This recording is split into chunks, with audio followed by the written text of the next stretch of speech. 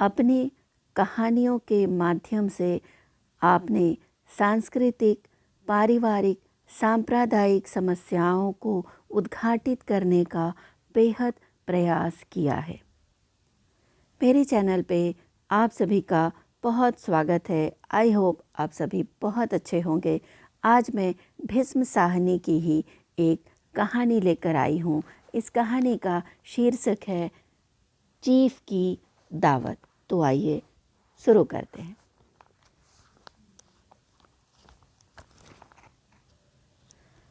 आज मिस्टर सामनाथ के घर चीफ की दावत थी। सामनाथ और उनकी धर्मपत्नी को पसीना पोंछने की फुर्सत न थी। पत्नी ड्रेसिंग गाउन पहने, उलझे हुए बालों का जूड़ा बनाए, मुंह पर फैली हुई सुर्खी और पाउडर को मले, और मिस्टर सामनाथ सिगरेट पर सिगरेट फूंकते हुए चीज़ों की फहरिस्त हाथ में थामे एक कमरे से दूसरे कमरे में आ जा रहे थे। आखिर 5 बजते बजते तैयारी मुकम्मल होने लगी। कुर्सियाँ, मेज, तिपाइयाँ, नैपकिन, फूल सब बरामदे में पहुंच गए। ड्रिंक का इंतजाम बैठक में कर दिया गया। अब घर का फालतू सामान अलमारियों के पीछे और पलंगों के नीचे छिपाया जाने लगा। तभी सामनाथ के सामने सहसा एक अड़चन खड़ी हो गई। माँ का क्या होगा? इस बात की ओर न उनका ध्यान गया था, न उनकी कुशल गृहिणी का ध्यान गया था। मिस्टर सामनाथ श्रीमती की ओर घूमकर अंग्रेजी में बोले, माँ का क्या होगा? श्रीमती काम करते करते ठहर गई और थोड़ी देर तक सोचने के बाद बोली, इन्हें पिछवाड़े इनके सहेली के घर भेज दो। रात भर बेशक वहीं रहें, कल आ जाएं। सामनाथ सिगरेट मुंह में रखे सिकुड़ी आंखों से श्रीमती के चेहरे की ओर देखते हुए पल भर सोचते रहे। फिर सिर हिलाकर बोले, नहीं, मैं नहीं चाहता कि उस बुढ़िया का आना जाना यहाँ फिर से शुरू हो। पहले ही बड़ी मुश्किल से बंद किया था। माँ से कहें कि जल्द ही खाना खा के शाम को ही कोठरी में चली जाए। मेहमान कहीं 8 बजे आएंगे, इससे पहले ही अपने काम से निपट लें। सुझाव ठीक था, दोनों को पसंद आया। मगर फिर सहसा श्रीमती बोल उठी, जो वह सो गई और नींद में ही खर्राटे लेने लगी तो साथ ही तो बरामदा है जहाँ लोग खाना खाएंगे, तो इन्हें कह देंगे कि अंदर से दरवाज़ा बंद कर ले, मैं बाहर से ताला लगा दूंगा। या माँ को कह देता हूँ कि अंदर जाकर सोई नहीं, बैठी रहें, और क्या। और जो सो गई तो डिनर का क्या मालूम कब तक चले, 11-11 बजे तक तो तुम ड्रिंक ही करते रहते हो। सामनाथ कुछ खींच उठे, हाथ झटकते बोले, अच्छी भली या भाई के पास जा रही थी, तुमने यूं ही खुद अच्छा बनने के लिए बीच में टांग अड़ा दी। वाह, तुम माँ और बेटी की बातों में मैं क्यों बुरी बनूं? तुम जानो और वह जाने। मिस्टर सामनाथ चुप रहे। यह मौका बहस का न था, समस्या का हल ढूंढने का था। उन्होंने घूमकर माँ की कोठरी की ओर देखा। कोठरी का दरवाज़ा बरामदे में खुलता था। बरामदे की ओर देखते हुए झट से बोले, मैंने सोच लिया है। और उन्हीं कदमों से माँ की कोठरी की ओर चले गए।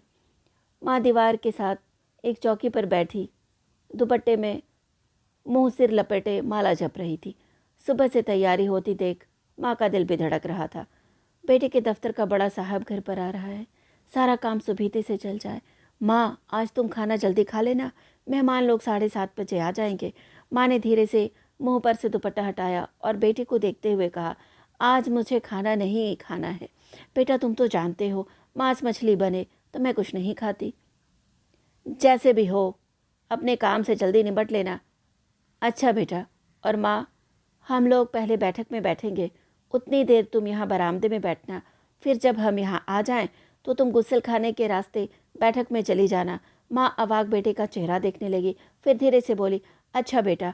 और माँ, आज जल्दी सो नहीं जाना, तुम्हारे खर्राटों की आवाज़ दूर तक जाती है। माँ लज्जित सी आवाज़ में बोली, क्या करूँ बेटा, मेरे बस की बात ही नहीं है। जब से बीमारी से उठी हूँ, नाक से सांस नहीं ले सकती।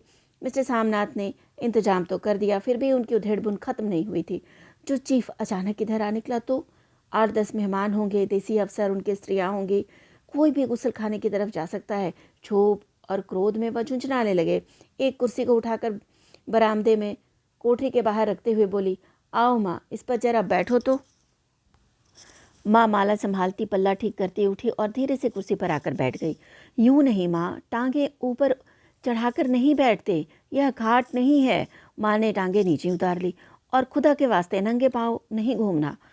ना ही वह खड़ाऊँ पहनकर सामने आना, किसी दिन तुम्हारी वह खड़ाऊँ उठाकर मैं बाहर फेंक दूंगा। माँ चुप रही। कपड़े कौन से पहनोगी माँ? जो है वही पहनूंगी बेटा, जो कहो पहन लूँ। मिस्टर सामनाथ सिगरेट मुंह पर रखे फिर अधखुली आंखों से माँ की ओर देखने लगे और माँ के कपड़ों के सोचने लगे। सामनाथ हर बात में तरतीब चाहते थे। घर का सब संचालन उनके अपने हाथों में था। खूंटियाँ कमरों में कहाँ लगाई जाएं, बिस्तर कहाँ पर बिछे, किस रंग के पर्दे लगाए जाएं, श्रीमती कौन सी साड़ी पहने, मेज किस साइज की हो। सामनाथ को चिंता थी कि अगर चीफ का साक्षात माँ से हो गया तो कहीं लज्जित ना होना पड़े। माँ को सिर से पाँव तक देखते हुए बोले, तुम सफ़ेद कमीज और सफ़ेद सलवार पहन लो माँ, पहन के आओ तो जरा देखूं।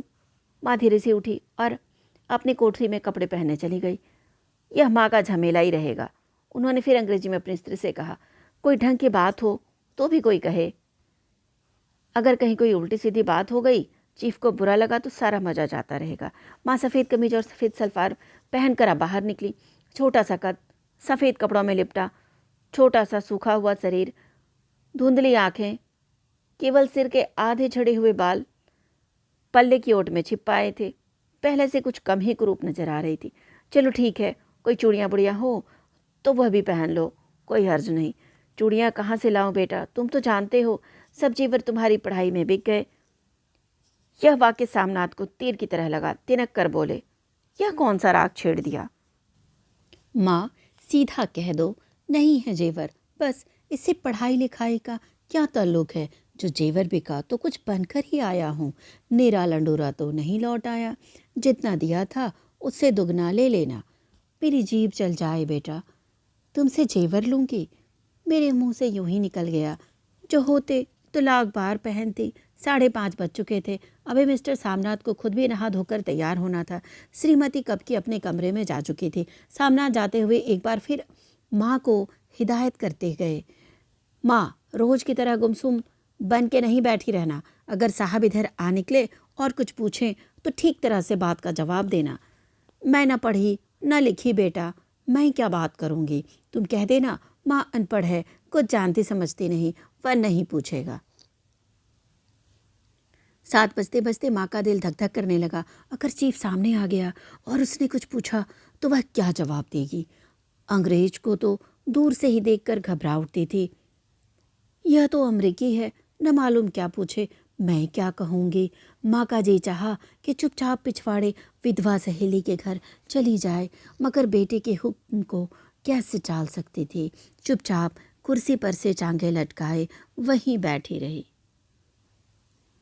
एक कामयाब पार्टी वह है जिसमें ड्रिंक कामयाबी से चल जाए। सामनाथ की पार्टी सफलता के शिखर चूमने लगी। वार्तालाप उसी रो में बह रहा था जिस रो में गिलास भरे जा रहे थे। कहीं कोई रुकावट न थी, कोई अड़चन न थी। साहब को विस्की पसंद आ गई, मेम साहब को पर्दे पसंद आ गए, सोफा कवर का डिज़ाइन पसंद था, कमरे की सजावट पसंद आ गई थी। इससे बढ़कर क्या चाहिए। साहब तो ड्रिंक के दूसरे दौर में ही चुटकुले और कहानियाँ कहने लग गए थे। दफ्तर में जितना रौब रखते थे, यहाँ पर उतने ही छिस्त पखर हो रहे थे। और उनके स्त्री काला गाउन पहने, गले में सफ़ेद मोतियों का हार, सेंट और पाउडर की महक से ओत-प्रोत कमरे में बैठी सभी देसी स्त्रियों की आराधना का केंद्र बनी हुई थी। बात बात पर हंसती, बात बात पर सिर हिलाती और सामनाथ की स्त्री से तो ऐसे बातें कर रही थी जैसे उनकी पुरानी सहेली हो। और इसी रौ में पीते पिलाते 10:30 बज गए। वक्त गुजरते पता ही न चला। आखिर सब लोग अपने अपने गिलासों में से आखिरी घूंट पीकर खाना खाने के लिए उठे और बैठक से बाहर निकलने लगे। आगे आगे सामनाथ रास्ता दिखाते हुए और चीफ और दूसरे मेहमान पीछे पीछे। बरामदे में पहुंचते ही सामनाथ सहसा ठिठक गए। जो दृश्य उन्होंने देखा उससे उनकी टांगें लड़खड़ा गई और क्षण भर में सारा नशा हिरन होने लगा। बरामदे में ऐन कोठरी के बाहर माँ अपनी कुर्सी पर ज्यों की त्यों बैठी थी, मगर दोनों पांव कुर्सी की सीट पर रखे हुए थे और सिर दाएं से बाएं और बाएं से दाएं झूल रहा था और मुंह में से लगातार गहरे खर्राटे की आवाज़ें आ रही थी। जब सिर कुछ देर के लिए टेढ़ा होकर एक तरफ को थम जाता तो खर्राटे और भी गहरे उठते और फिर जब झटके से नींद टूटती तो सिर फिर दाएं से बाएं झूलने लग जाता। पल्ला सिर पर से खिसक आया था और माँ के झरे हुए बाल आधे गंजे सिर पर अस्त व्यस्त बिखरे हुए थे। देखते ही सामनाथ क्रुद्ध हो उठे। जी चाहा कि माँ को धक्का देकर उठा दें और उन्हें कोठरी में धकेल दें, मगर ऐसा करना संभव न था। चीफ और बाकी मेहमान पास खड़े थे। माँ को देखते ही देसी अफसरों की कुछ स्त्रियां हंस दी कि इतने में चीफ ने धीरे से कहा, पुअर डियर। माँ हड़बड़ा के उठ बैठी। सामने खड़े इतने लोगों को देखकर ऐसे घबराई कि कुछ कहते न बना। झट से पल्ला सिर पर रखती हुई खड़ी हो गई और जमीन को देखने लगी। उनके पांव लड़खड़ाने लगे और हाथों की उंगलियां थर थर कांपने लगी। माँ, तुम जाके सो जाओ। तुम क्यों इतनी देर तक जाग रही थी? और खिसियाई हुई नजरों से सामनाथ चीफ के मुंह की ओर देखने लगे। चीफ के चेहरे पर मुस्कुराहट थी। वह वहीं खड़े खड़े बोले, नमस्ते। माँ ने झिझकते हुए, अपने में सिमटते हुए दोनों हाथ जोड़े, मगर एक हाथ दुपट्टे के अंदर माला को पकड़े हुए था, दूसरा बाहर। ठीक तरह से नमस्ते भी न कर पाई। सामनाथ इस पर भी खिन्न हो उठे। इतने में चीफ ने अपना दायां हाथ मिलाने के लिए माँ के आगे किया। माँ और भी घबरा उठी। माँ, हाथ मिलाओ। पर हाथ मिलाती कैसे? दाएं हाथ में तो माला थी। घबराहट में माँ ने बायां हाथ ही साहब के दाएं हाथ में रख दिया। सामनाथ दिल ही दिल में जल उठे। देसी अफसरों की स्त्रियां खिलखिलाकर हंस पड़ी। यूं नहीं माँ, तुम तो जानती हो दायां हाथ मिलाया जाता है, दायां हाथ मिलाओ। मगर तब तक चीफ माँ का बायां हाथ ही बार बार हिलाकर कह रहे थे, हाउ डू यू डू। कहो माँ, मैं ठीक हूँ, खैरियत से हूँ। माँ कुछ बड़बड़ाई।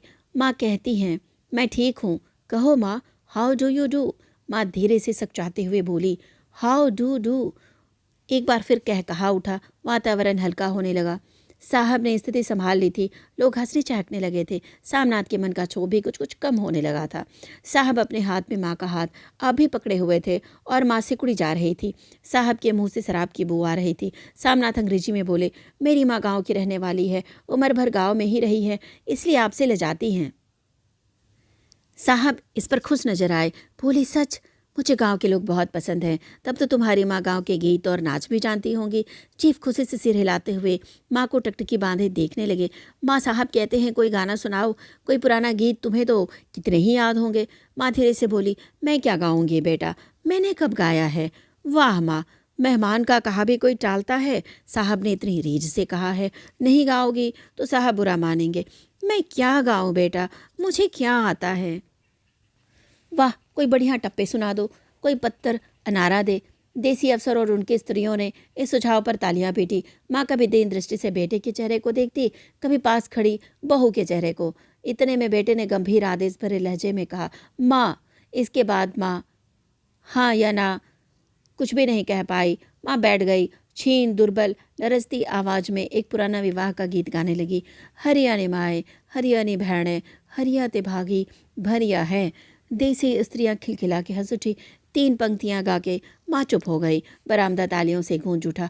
साहब तालियां पीटना बंद ही न करते थे। सामनाथ की खिंच प्रसन्नता और गर्व में बदल उठी थी। माँ ने पार्टी में नया रंग भर दिया था। तालियां थमने पर साहब बोले, पंजाब के गाँव की दस्तकारी क्या है। सामनाथ खुशी से झूम रहे थे। बोले, ओह बहुत कुछ साहब, मैं आपको एक सेट उन चीज़ों का भेंट करूँगा, आप उन्हें देखकर खुश होंगे।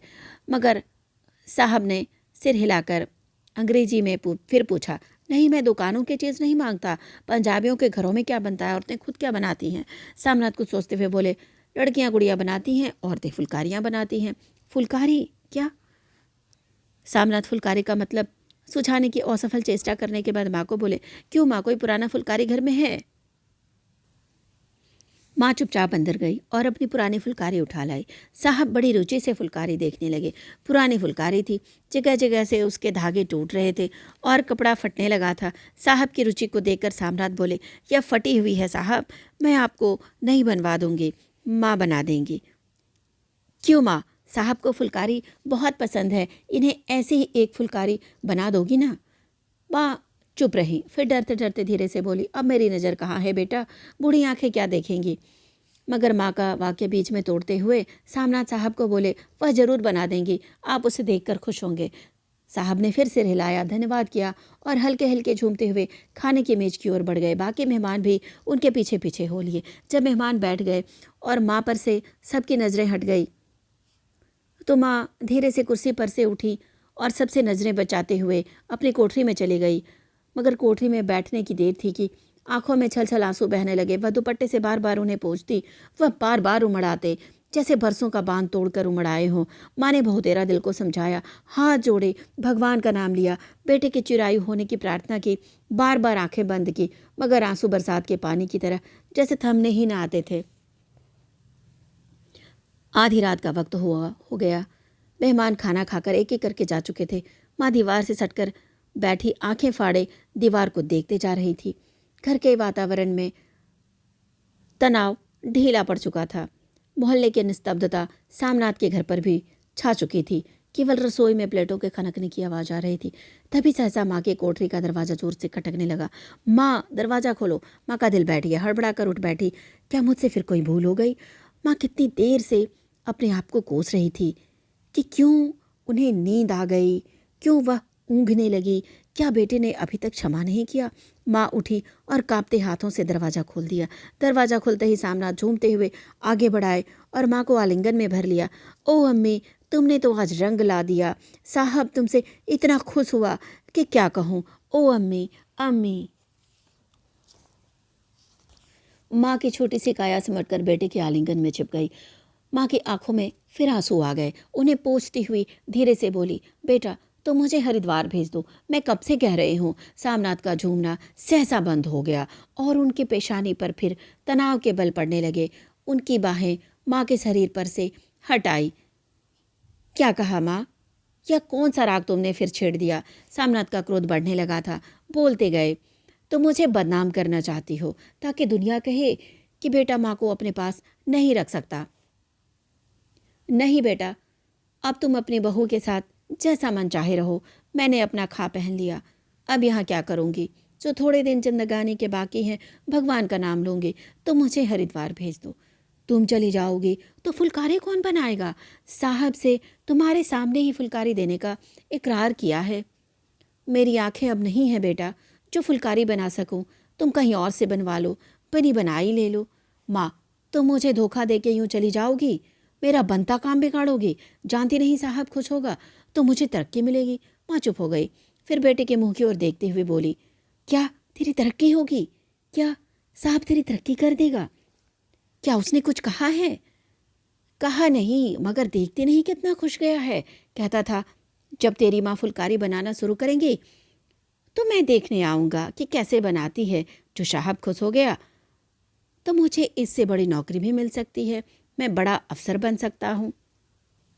माँ के चेहरे का रंग बदलने लगा। धीरे धीरे उनका झुर्रियों भरा मुंह खिलने लगा, आंखों में हल्की हल्की चमक आने लगी। तो तेरी तरक्की होगी बेटा, तरक्की यूं ही हो जाएगी। साहब को खुश रखूंगा तो कुछ करेगा, वरना उसकी खिदमत करने वाले और थोड़े हैं। तो मैं बना दूंगी बेटा, जैसे बन पड़ेगा बना दूंगी। और माँ दिल ही दिल में फिर बेटे के उज्जवल भविष्य की कामनाएं करने लगी। और मिस्टर सामनाथ, अब सो जाओ माँ, कहते हुए तनिक लड़खड़ाते हुए अपने कमरे की ओर घूम गए। तो ये कहानी यहीं समाप्त होती है। आशा करती हूँ कि आपको अच्छी लगी होगी, और अगर अच्छी लगी हो तो कमेंट करके बताइए। फिर एक नई कहानी लेकर उपस्थित होती हूँ, भीष्म साहनी की ही एक और कहानी। तब तक आप अपना ध्यान रखें, खुश रहें, मस्त रहें। धन्यवाद।